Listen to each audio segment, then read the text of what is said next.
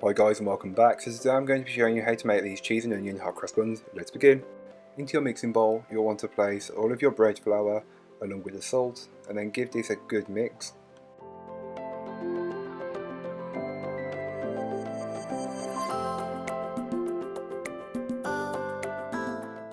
Next you can add in the yeast and give it a good mix just to incorporate it.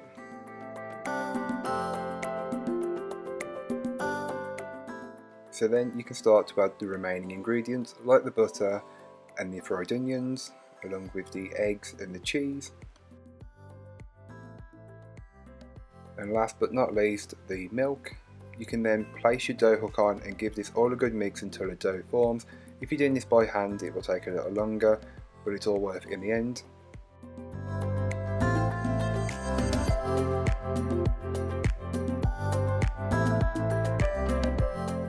So make sure that your surface is well floured, as this dough can be a little bit sticky, but this flour will help correct it. You can then start to knead it together just until it starts to become a bit more elasticated and smooth. Once that's achieved, you can oil a bowl just lightly with some vegetable oil, then place your dough into the bowl and cover the bowl with some cling film and then leave it in a warm area for around 45 minutes to an hour or until it's doubled in size.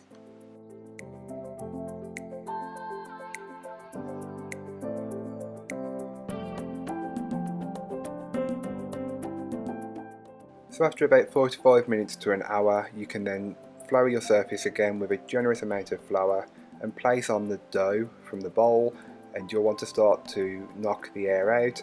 This is just a process of removing the gases that have built up while it was proving. Once you've got your dough, you can then divide it by 12 to get 12 dough balls, and then roll them up and smooth them out as best as you can, putting them onto a baking tray and covering them with cling film and allowing them to proof for another 45 minutes to an hour. Once that time's up, you can then pipe over your cross onto the hot cross buns.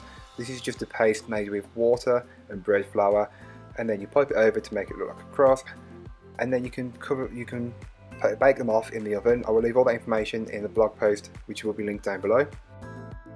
So here are what they look like once they are fully baked and out of the oven. You will want to do one more thing before you eat them, and that's just to give them a glaze. This is a small amount of honey and water, and it works really well. The sweetness from the honey adds and complements the cheese and onion flavour, but feel free to skip it if you don't like it.